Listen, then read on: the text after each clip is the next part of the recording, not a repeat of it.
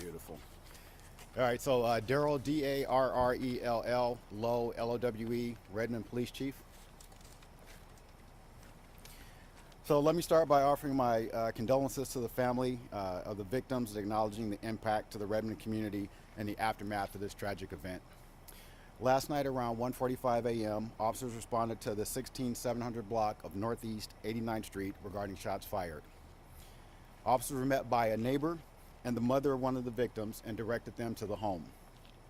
As officers approached the front of the home, a male later identified as the husband of the victim was seen in a doorway. As officers tried to communicate with him, he collapsed and became unresponsive. Officers evacuated him from the front of the house and realized that he had been shot. CPR was started and he was handed over to paramedics and unfortunately was pronounced dead at the scene. Officers formed a search team and entered the location understanding that there were two other individuals located inside the home. The officers discovered a female deceased from a gunshot wound and a male deceased from an apparent self-inflicted gunshot wound in the master bedroom. The Redmond Police Department is familiar with both the victim and suspect in this case because of an active stalking investigation that was occurring. A protection order was obtained by the Redmond City prosecutor, but had yet been served on the suspect because his whereabouts were unknown. The detectives had been in frequent contact with the victim and her family throughout this investigation. The victim initially contacted the Redmond Police Department in December of 2022 because of the actions of the suspect, and again mid-January in 2023 because the actions of the suspect had intensified. The suspect and victim met via a podcast type of chat app platform that was specifically for Farsi-speaking individuals seeking employment in the tech industry. At this time, the Washington State Patrol is assisting Redmond police detectives with processing the scene, and the names of the victim and suspect will be provided by the coroner's office after they take possession of the bodies. And with that, I'll open it up to a few questions. More about this man who did this.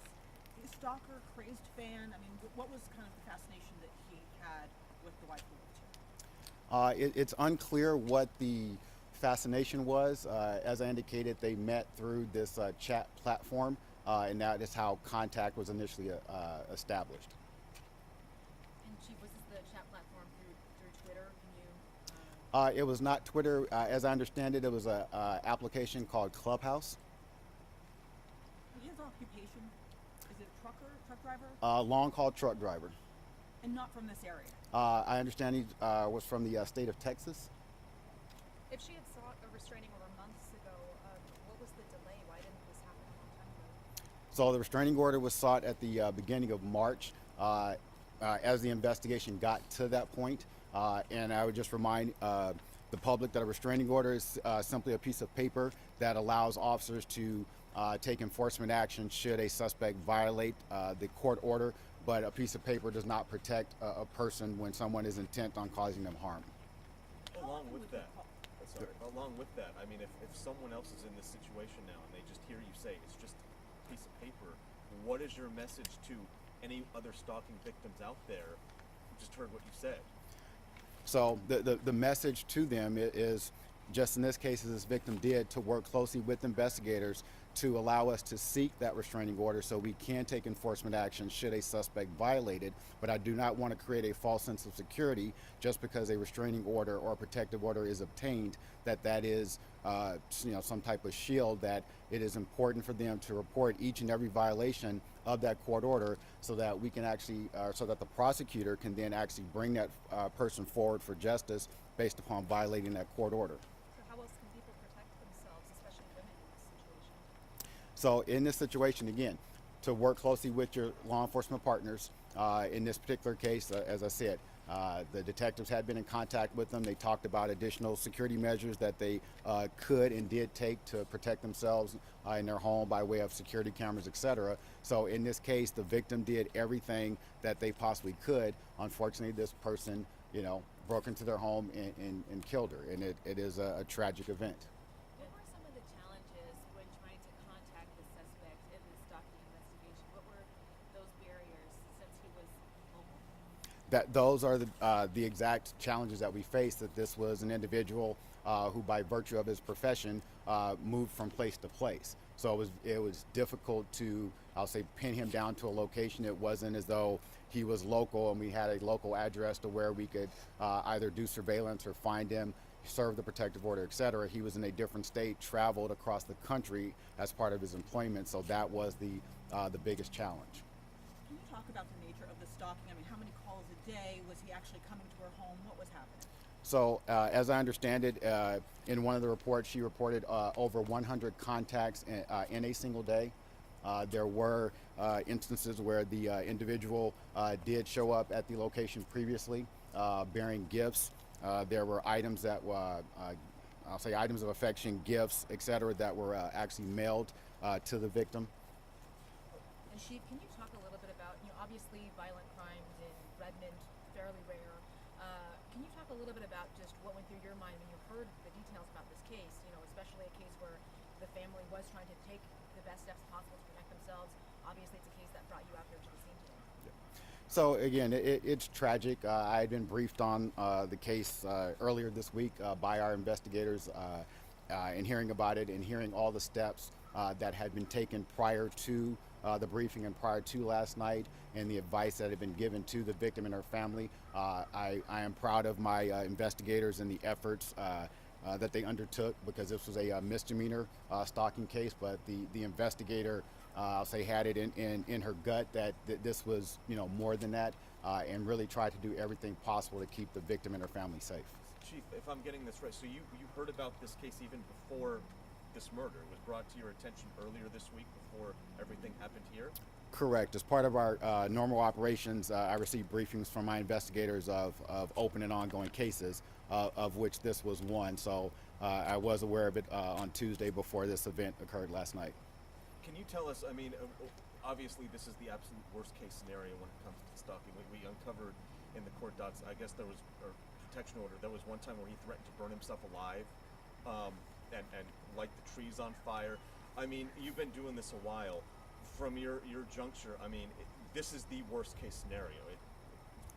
Absolutely, this is the absolute worst outcome, for a stalking case. This is every victim, every detective, every police chief's worst nightmare.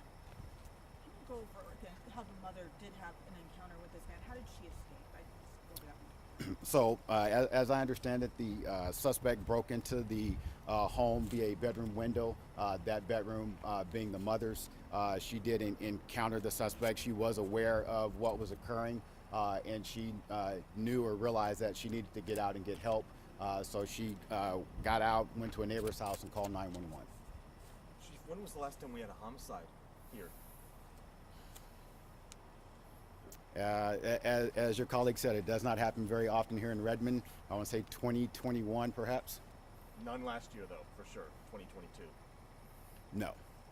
And you said you believe the suspect had committed misdemeanors before that. Can you walk us through what specific crimes had been committed and what power police have in this case to do anything about it? So this was deemed to be a misdemeanor stalking case because of the actions of the suspect up to the point of last night.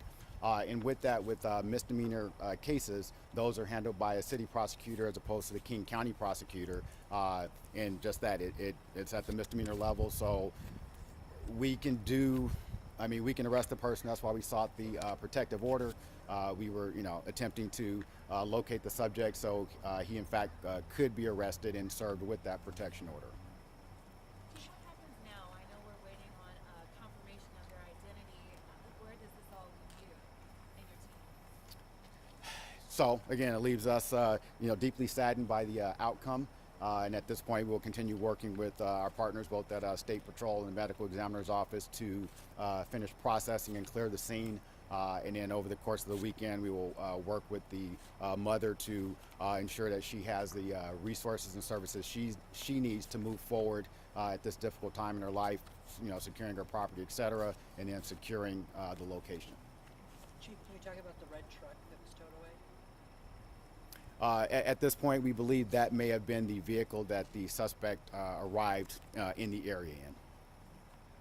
Chief, I know you said that a restraining order, it's just a document, it's just a piece of after. But if this had not happened and if you had been able to serve that restraining order, would you have been able to arrest this man from behind bars? We would have been able to arrest him. The putting him behind bars part, that would be up to the jail because it is a misdemeanor depending upon, capacity, etc. But by arresting the individual, our goal and our hope would be that they would understand the seriousness of it and that would help to either stop the behavior completely or significantly mitigate it. Last question? There's a hearing. There was supposed to be a hearing a week from today, right, on this case. Do I have that right? I don't know. That would all be contingent upon him being served with a protection If he order. had been served, then it would Correct. happen. I just want to clarify that. Okay, thank you guys very much.